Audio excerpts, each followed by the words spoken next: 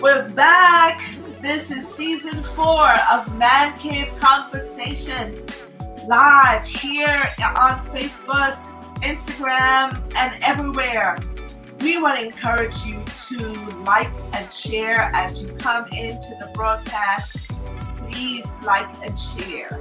My name is Dr. Cheryll Holmes. I am a psychologist, a family therapist.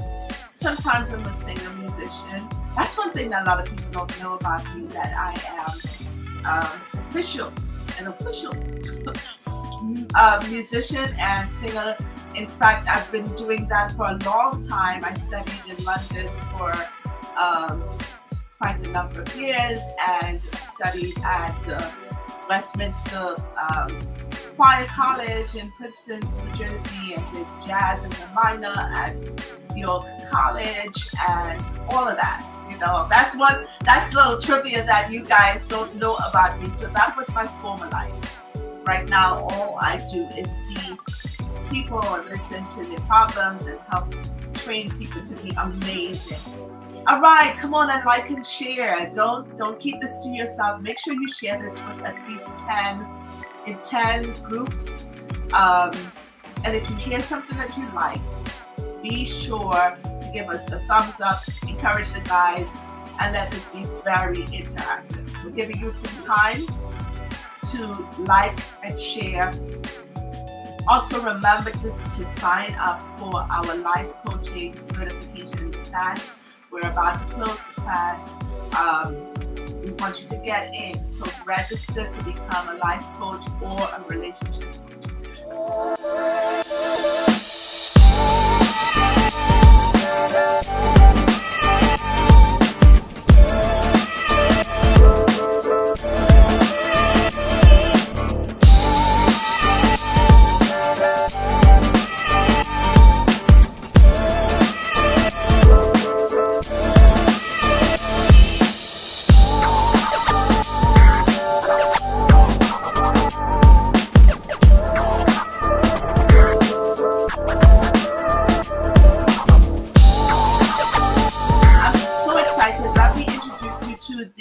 They've been here before, and we're going to be talking about things that we can only get from the man cave.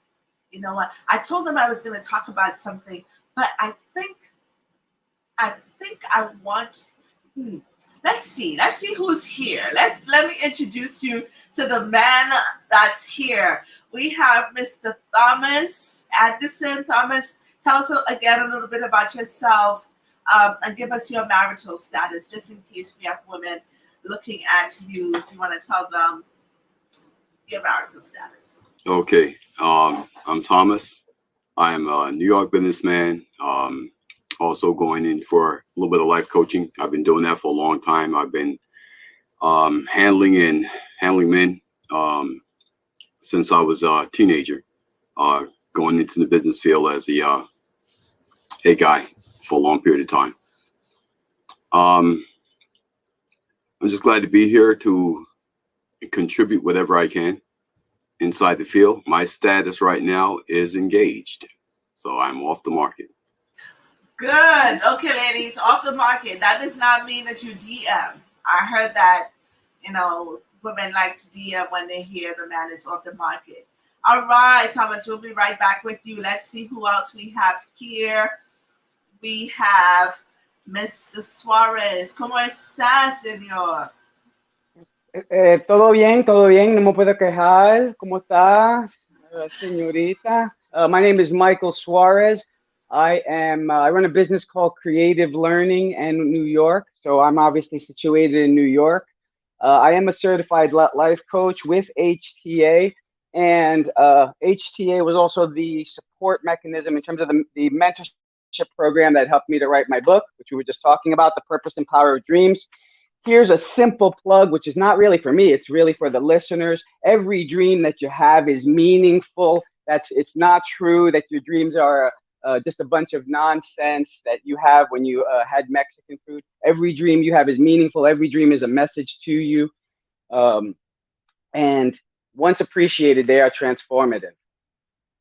That's really, really good. And Michael has written his book. We have a program that is called Birthing Your Book, and it can be part of the Mentor Me program. I choose some people. I said I chose five, but I think this year we had 5 people that I work with, and not just with their book, just trying to transform their minds. And I'm looking at these individuals now and seeing where they are. So that's another thing that you can be a part of the Mentor Me program.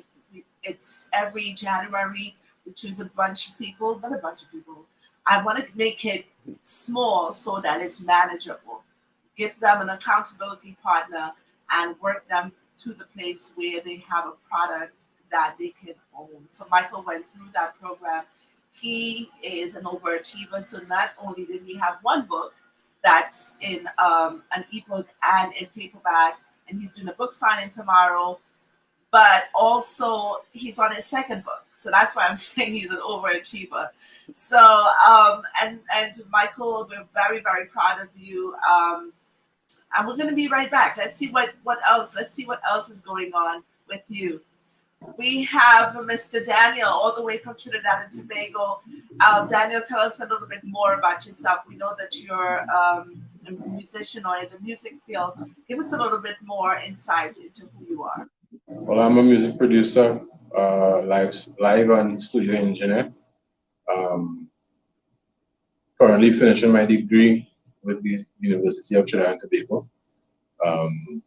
Love the Lord, down to it. As for status, no, I'm not married, nor am I engaged. I'm single. Yeah. Good. Ladies, okay. He's single.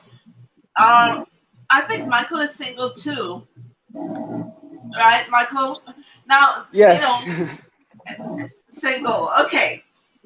So one of the things that we want to talk about, and I was saying that I told you guys what we wanted to we want to talk about the woman. How from a man's point of view, I want you to envision this as if you're talking to your sister, as if you're talking to your daughter, or female in your family, not your girlfriend or fiance or wife. All right. So because the conversations are different when we speak to our daughter. So we're talking to our daughter, and you're telling your daughter, how does a woman become insecure? Because we have a lot of men that says, she's so needy, she's so insecure. How do you believe, from your vantage point, a woman becomes? What contributes to her being insecure? And we're looking at that to help your daughter avoid being insecure. Who wants to start? Let's go to Trinidad.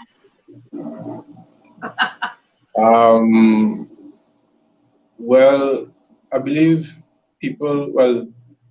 women have insecurities based on previous relationships they would have had. I say relationships based on how they would see their father treat their mother, how boyfriend-girlfriend relationships would be with them, that kind of thing. So they would have these insecurities based on their experience. In getting into relationships, I would say have a discussion about it. Let them know what this is. And then some ladies don't know they have this problem. But you need to have this discussion early, up front, so the man will know what he's dealing with, how to treat with the issues, and help you get over that insecurity scenario. Okay. All right. Well, okay. We'll take that. Thomas, how would you define insecurity? Okay. Insecurity is basically when they don't have a good sense of self as well as the power that they yield. That is a big thing, I believe. I believe a lot of women out there, they're searching for something. They're grasping at something that they don't understand what it is that they have. Okay. And this is something that is taught to them when they're younger. When they don't have that, especially when it comes to a relationship with men, oftentimes the father is the one who gives them these type of sense of self, worth, and power. When that is absent, that creates a vacuum.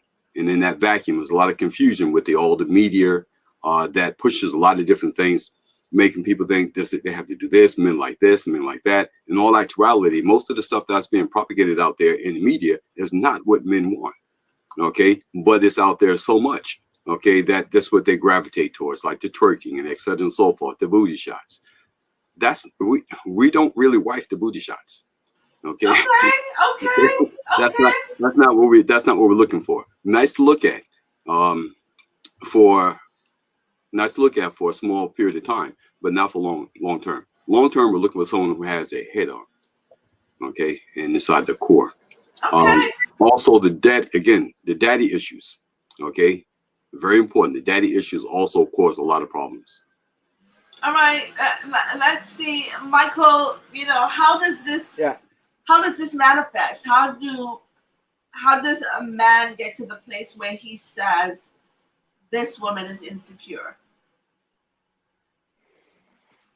Well, there's a lot of common manifestations that guys would be used to. I mean, the stereotype is, of course, the jealousy, right? That's where it's most visible. But there's actually other places. I've been going through a metamorphosis in how I relate to people, and specifically very much a woman and also other people in general. And one of the things is, to be honest, I approach them because God has put on me a spirit of holding people accountable, which is not something I used to do before. And it has also sort of made me address these sort of things, right? Very straightforwardly. But I do want to say quickly, I think there are two things that are very important in terms of the formation of insecurity. The first is identity, right? What kind of identity the person gets from their family, culture, society. As most people, men and women, will incline a little bit towards insecurity if they have no spiritual foundation, right? It becomes very easy to fall in that direction.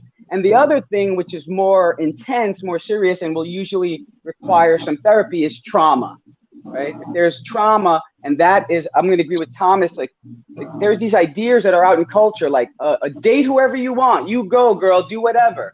And people are talking about that, but what they're not talking about are the consequences of engaging that sort of behavior, which is all sorts of, often traumatized women that are then, by age 25, trying to get into a relationship and can't understand why it works. Right? It doesn't work.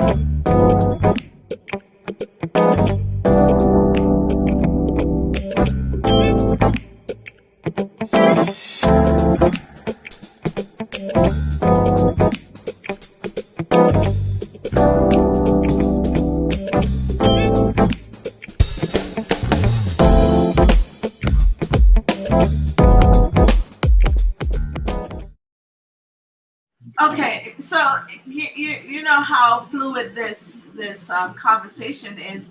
I think Thomas said something that I want to explore. And before the pandemic, we had a conference that we did in Trinidad and Tobago and some other parts of the world where it was called "What a Man Wants."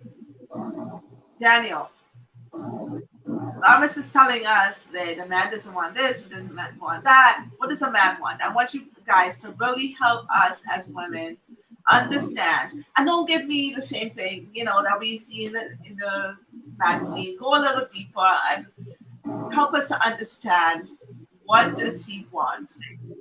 Who would he wife? Well, for me, I would look for someone that's nurturing, one that's, and not trying to sound stereotypical, one that's kind, that kind of thing. But she has to be able to be nurturing, motherly, so that, because I want children, I want to have a family, and there are some women who don't even know how to be a mother to children. She has to have some level of intelligence so that we could have a conversation. Nobody wants to sit down and talk to somebody who don't know what's going on.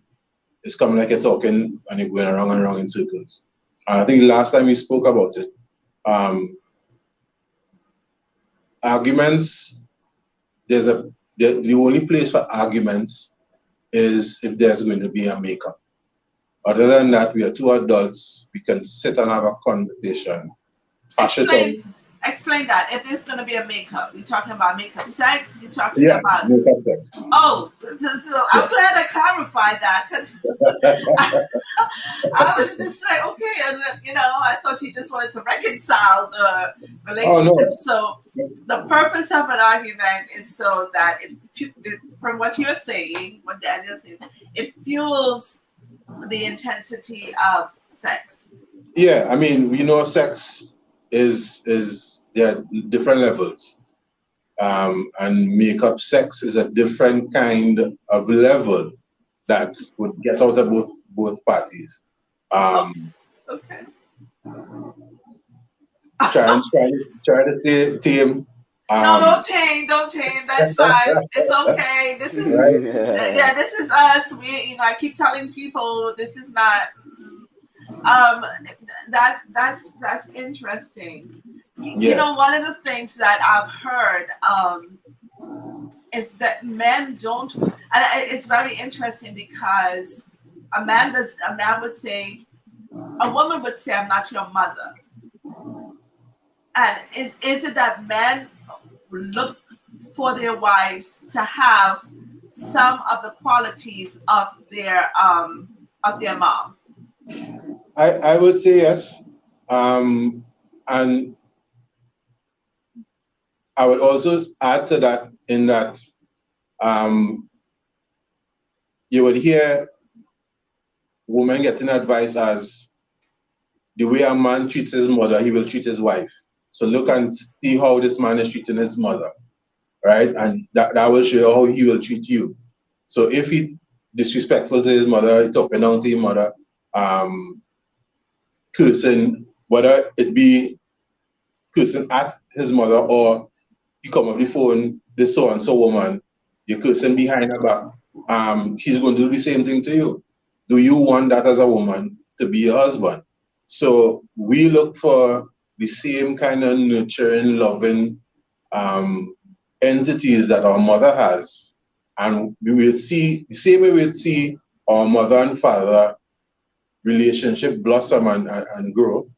That is what generally we will want as a man for ourselves. A woman that would have that same tenacity, that same drive, that same spirit that's behind her that would fuel us to become better men.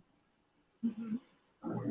Okay, so the man, would you, Michael and Thomas, you agree that the man looks for qualities from his mom in his woman? You can disagree if you don't, Okay. this is... Okay, I'm going to say there's a mix. If there are qualities that would fit what we need, yes. If there's qualities that do not, no. It's not always the case. Okay, you can have a great mother, but what you need may be something different. Okay, so I think the value part, more than anything else, I think the value part, if the values are good, then we look for those same values and they will set the bar. Okay, as far as the value system, I think that right there is the biggest takeaway from that. I would say that often, yes, men are looking for traits and triggers that are associated with their parents, specifically their mom. However, those things are mediated by their degree of awareness. So just like we were talking about trauma before, there's things that get into us when we're very young, and when we carry them into our adulthood, we are not conscious of them. So we are not conscious that we are looking for certain traits, sometimes good, sometimes bad. And however, awareness, particularly spiritual and psychological awareness, can raise your understanding and make you aware of some of these things so that you bring awareness into the process of choosing. Okay. Okay. So going back to our insecure woman, do you ever see that insecurity translated in your mind or in the mind of a man as love? Oh, yeah. Yeah. Yeah. Because I'll say for me, I've had some relationships where I used to call, where I would call it the person being crazy about you. Right. And they also, when I've had those relationships, sometimes the women themselves would describe it as, am I being too clingy? Right. And to be honest, when I was younger and more insecure and less of a man, I actually sort of appreciated those relationships, because when you have that clinginess, right, it's kind of like if you're insecure, if you have insecurities in yourself, it makes you feel better that someone else is clinging. As I've gotten older and mentally healthier, I see just those things are always going to lead to problems and dysfunction in the relationship. But when the guy's also insecure, it's like you have two insecure people clinging to one another, and they often feel like it's us against the world. The problem is that insecurity, that dysfunction that is brought, will be the same thing that will eventually corrupt the relationship. Wow. Wow. Anything else you guys want to say about that?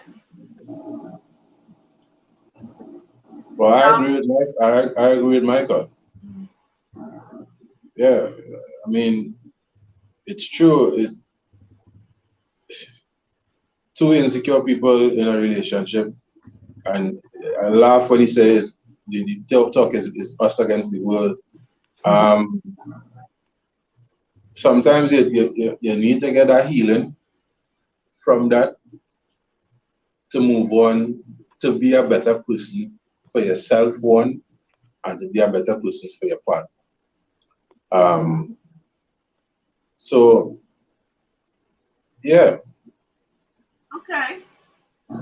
I'll just footnote one other thing that I think is interesting, and I don't know if this is keeping in line, but I've thought about marriage, right, and the structure of marriage and how much, and so something you think about quite a lot and are working on, thank God, is all the amount of divorces we have, right?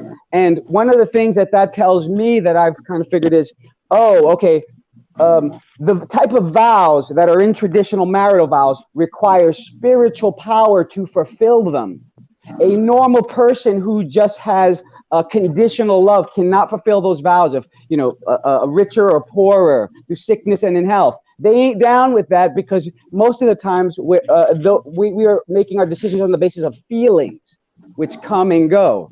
Right? It is spiritual power which allows us to connect to something and commit to it. And that's why I think we have such issues with relationships and marriage, because we don't have spiritually powerful people most often.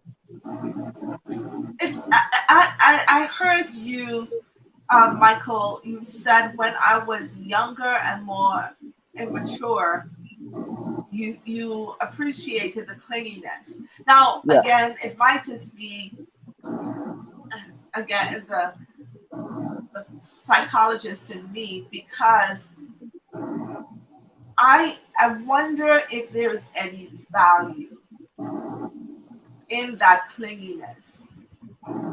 I wonder if it's not a natural way that a relationship flows. And what is unnatural is fighting it and putting the boundaries in there and saying no, because the way like I said in a previous show, insecurity is coming from the lack of it's not being secure. We secure our houses, we secure our cars, we walk around and we make sure that it is secure. However, if I lock the door, I'm securing my home.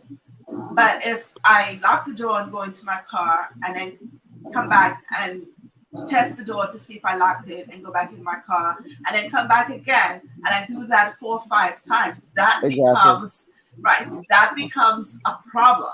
It's no Mhm. longer a security. It's like what is happening, and that is actually an illness. What is happening between the house and the car? Where am I losing it? And it's really in the mind and in the thinking that when I sit down in the car, I'm wondering, oh my gosh, did I turn off the stove? Did I secure the house? But that initial level of security, I don't know if we can have relationship without a sense of security. I'm going to totally agree with you, and even say that I think most people, most guys and girls, are comfortable with what we might call cute jealousy, right? Where cute jealousy is like, hey, kind of playfully around, right? Like, hey, that's a cute girl. I saw you look. But when it gets to the point where it's causing tremendous dysfunction, like you said, in the relationship, I've been in relationships where it was a little cute like that and never not was a problem.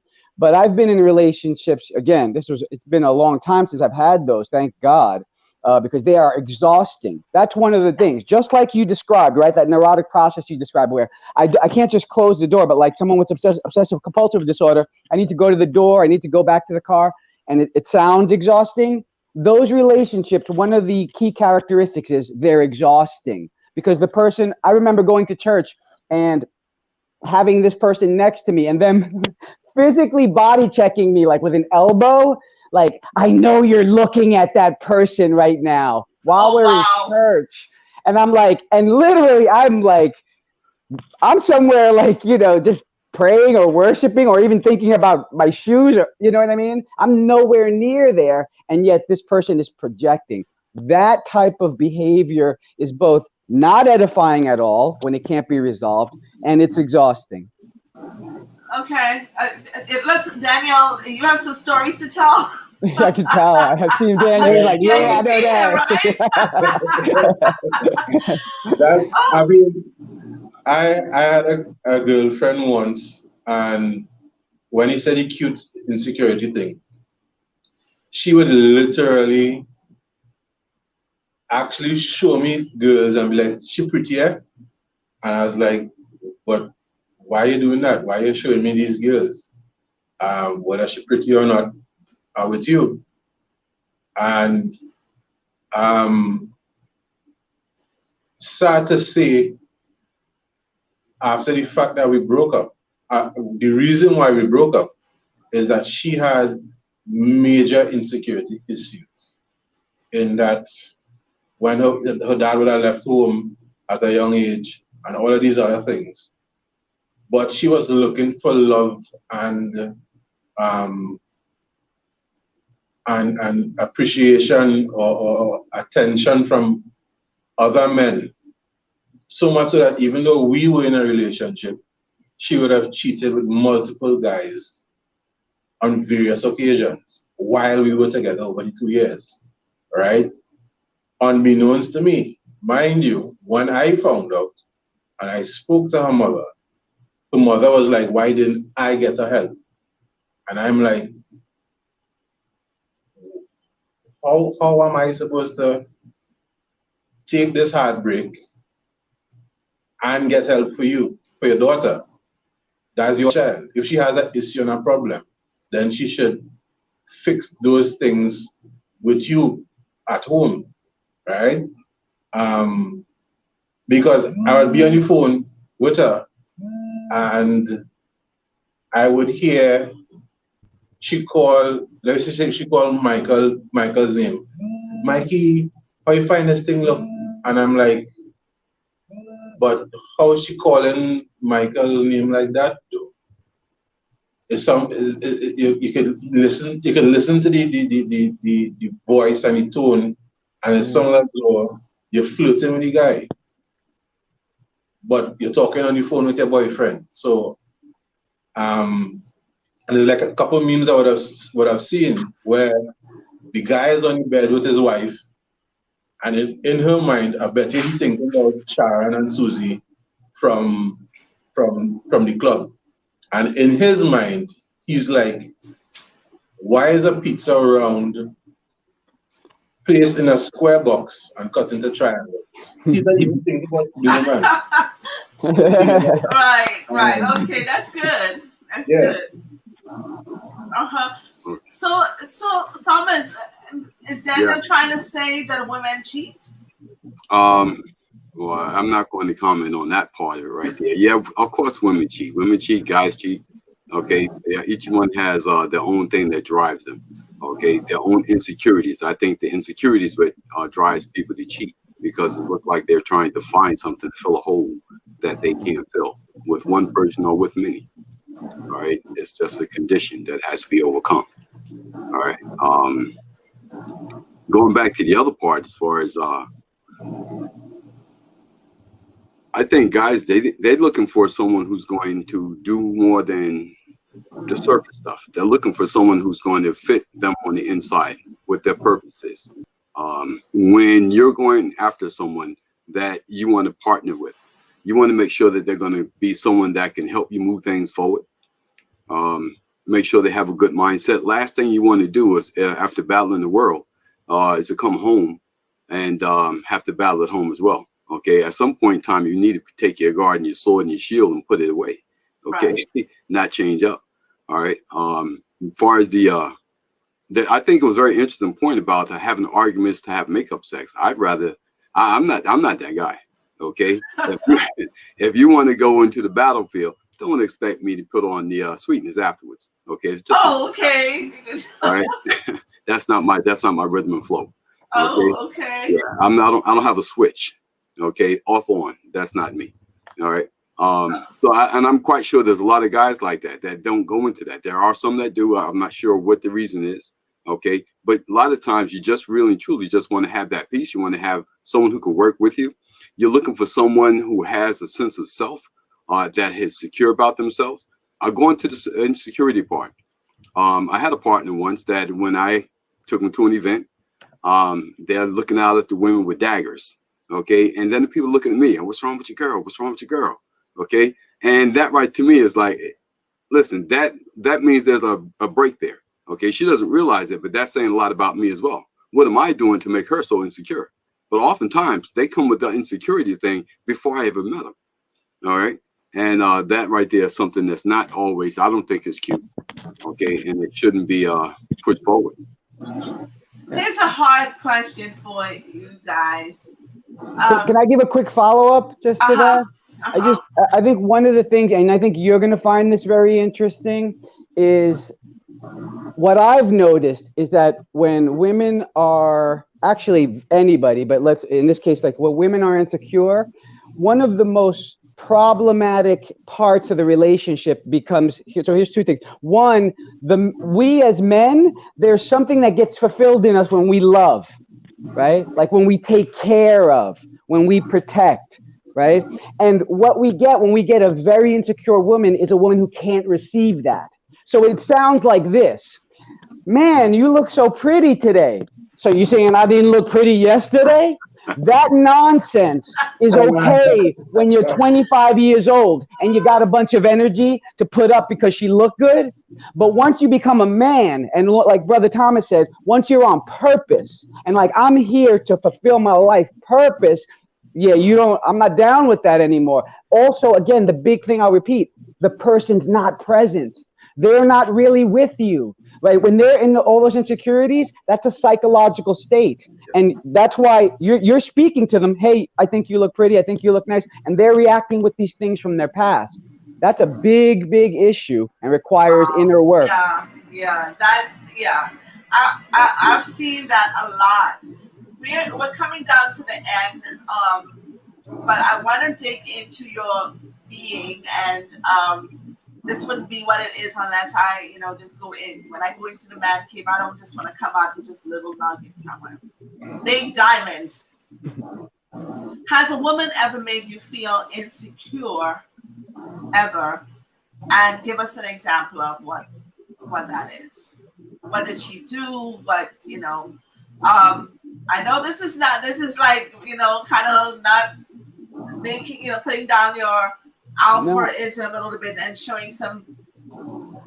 I'm going to say quickly, because I already have it in mind. because I'm going through this relationship. So first, my instinct was to say yes, right? But then I realized what I've been spiritually enlightened to. And the truth is, no, a woman never has made me insecure. Only I have made myself insecure.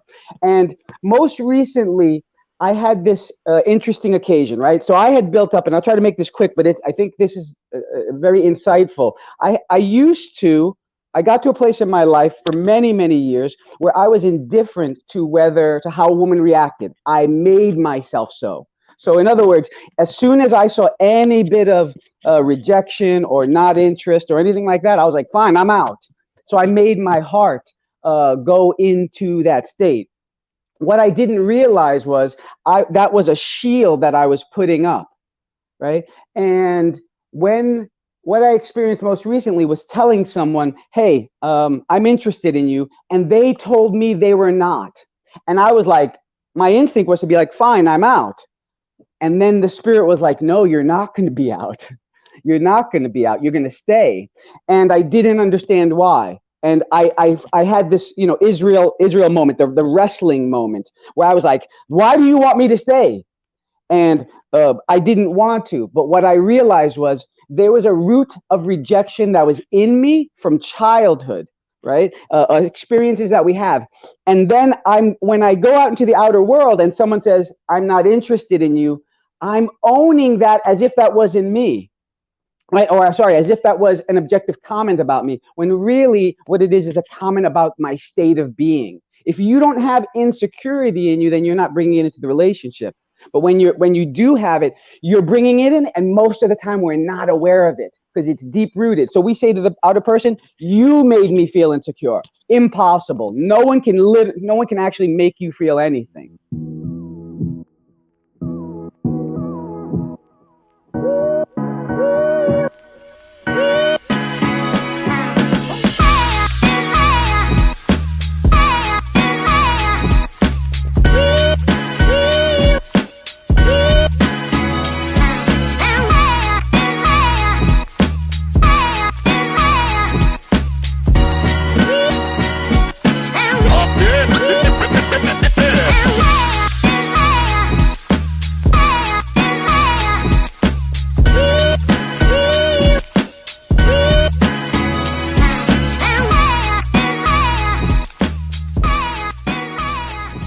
So I'm going to change it for the next two people and say what was did she prompt as opposed to make you feel?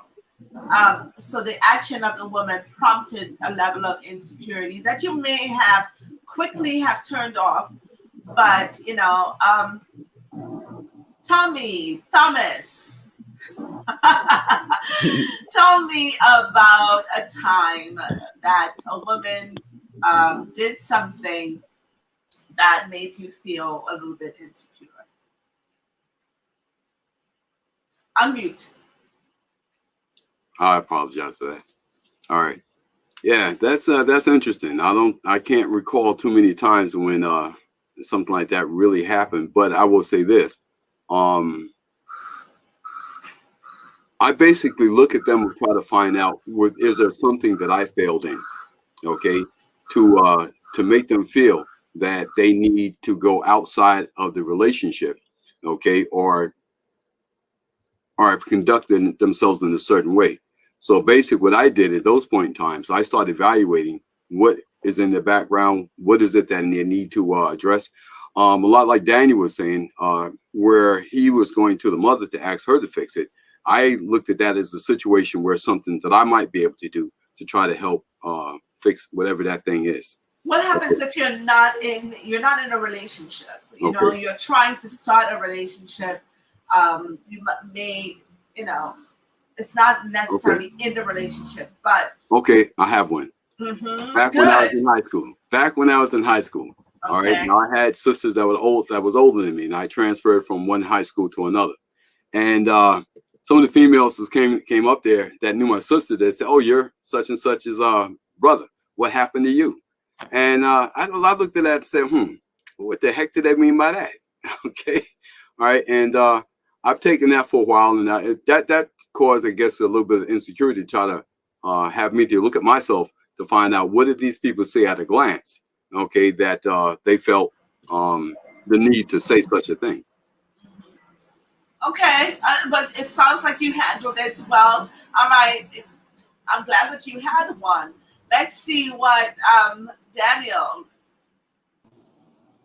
Any level of insecurity, any level of, if did you feel somehow something more with it? Well, I want to thank Michael for what he said. It's not that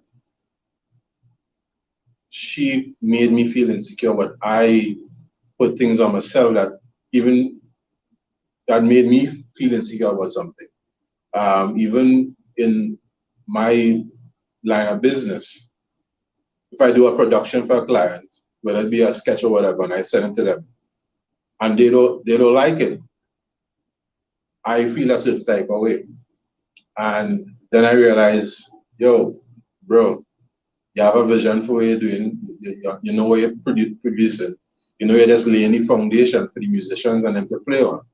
So don't take it personal. And then when you get to the state of finishing the song, for the client here, their mind is blown. So I want to thank Michael for that. One, as for being insecure as to what a woman would have done, for me, if I see your movements or your attitudes change towards me personally, in a negative way, I should say, I start to question as to, did I do something wrong? Didn't I do something right? Is there somebody else on the scene? Because I've walked down that road before. Now, my mantra is, I will give him 100% of my trust. But when they start acting funny, is when I start questioning things. So just be real with me. Like I said before, earlier on, a person could only act a certain role for so long, and then the true person comes up. So yeah. Okay. You know what? One of the things is sometimes it's very difficult for a man to share that he was hurt, and that's one of the things that I talk about. In my book, that we talked about.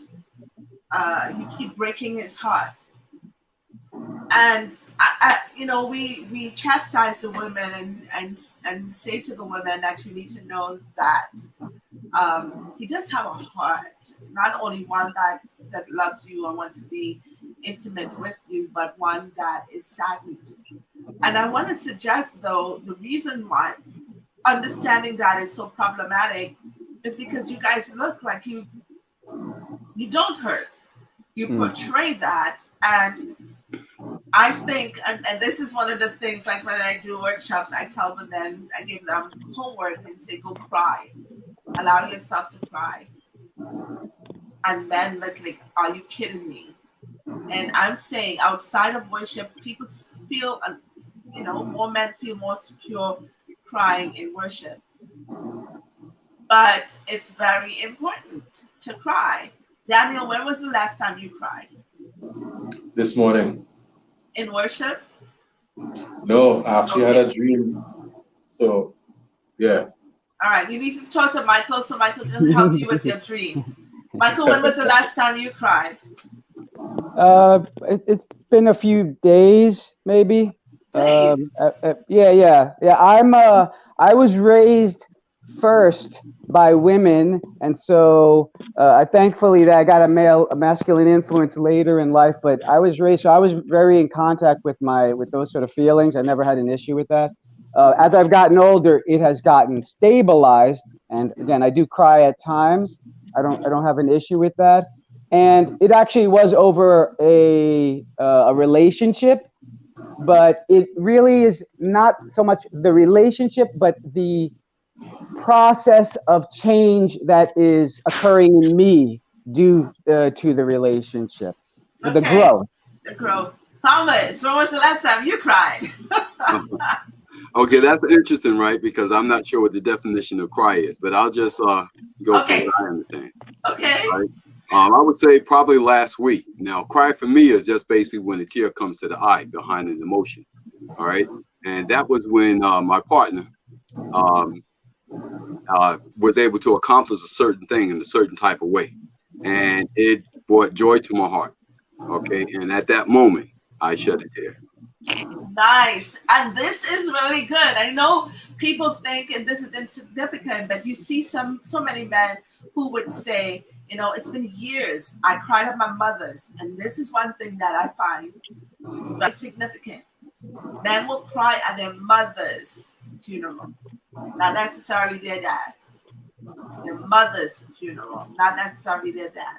And tears are really kept for funerals or worship. But even Jesus wept, and Jesus wept, you know, during a time when his brother, his friend died, and other people can go in there. He and the person's people usually say, well, he just wept once. Well, it's significant enough to be mentioned, so we don't care how many times. But God is right, and He's put those things in the man, so that men and women, so that we can get that kind of release. One of the things that is very prevalent for men is like suicide, and they go into levels of depression that can be even more than women, and that's because they don't have an outlet. A woman gets into a problem, she more than likely have friend, somebody, she's gonna get on the phone and then like, okay, what happened? And not only does she have that, but she has the support. And I think when men accept this as a natural response to being hurt, to being sad, and they begin to have the kind of encouragement, not like, listen, when you tell your male friend, they say, listen, just man up, you know, don't be a wuss. But when men begin to see that as a normal response as a human being, and it does not take away anything from you as a man, I think the community of manhood would be even greater. Ladies, welcome back to season 2 of She Shed with Dr. Cheryl Holmes. We are going deeper and deeper this season, exposing myths, telling the truth, and getting to the heart of the matter. So we look forward to seeing you this season, October 4th through October 15th. Pull up a chair, grab your boo, and let's get down and do the do. Let me give you guys an opportunity for final words. We're going to start our final words with Thomas. Give us your final words. All right. Okay. You brought up something very interesting that I think is very important. That is when you said that guys cry at their mother's funeral as opposed to the father. Okay. That just brought one thing to mind. Guys are more connected to the mother via the relationship that they have, which is more emotional level, whereas a father is more logical. All right. So there's a bond there. There's a tie. That means that that woman, that mother, was pouring into the, let's say the son, okay, on an emotional level. Now, that type of emotions that she gives carries with that man later on throughout his life. So the type of emotions that you give, right, oftentimes the guy carry it forward. And that's why I have a lot of guys, some are strong, some are not so strong when it comes to emotions and how they deal and they work with things. So a lot of people don't think that the mother has a heavy impact on the emotional aspect of a man, but she really does. Okay, and that basically molds and shapes some of the men that we have today. That's so good. That's so good, Thomas. That is so good. We need to talk about that a lot more. That is so good. I know we're going to see you back here in the cave, and until then. All right, let's hear Daniel. What are your final words to us? I just want to say thanks for having me again. regarding your insecurities, men, women, please have the conversation, talk about it, work on yourself so that you could be better for the partner that God has for you or that you're already with. Yeah? That's good. That's good. How can people follow you and your music? I'm on Instagram at DATHER, DATHER1. I'm on Facebook at Kevin Atherton. Awesome. All right, Kevin, we're going to check back in with you. I know you're going to be back. All right. Let's get final words from Mr. Suarez. Well, thank you, and thank you for all the gentlemen. Thank you to the gentlemen for all their thoughtfulness. I'm going to quickly mention something that I think is very practical for both sexes in the relationship, and that comes up frequently and is a disruptor and a destroyer of relationships, and that is being passive aggressive. When you're being passive aggressive, it looks like maybe the person's here, their partner's here, and their partner turns to them and goes, "What's wrong?" And they say, "Nothing," right? Or, "If you don't know what's wrong, I'm not telling you." That sort of behavior where people refuse to be honest, because assertiveness is the honesty. So we don't feel like we can address it emotionally. So that's the passiveness. When you get fed up with that, the fact that you're not addressing it, you go to aggressiveness, and neither one of those provides any healthy functionality to a relationship. So I'm going to conclude by saying, what is manning up? Manning up is doing the inner work that is necessary so that you are always responding from that assertive place. Being overly aggressive is not manly. Being passive is not masculine, and again, in a healthy sense. Manning up is doing the inner work that is necessary to succeed in yourself and particularly in relationship.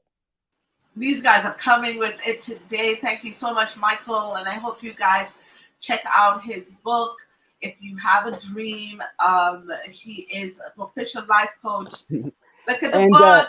And just, I'll note quickly, I also have been doing on Instagram at Creative Learning New York. I've been posting bunches of interpretations there. People send me interpretations. I post them on Facebook and YouTube as well. But I've been doing a lot of Instagram stuff. People be contacting me like, "Interpret my nightmare." I'm like, "Excuse me?"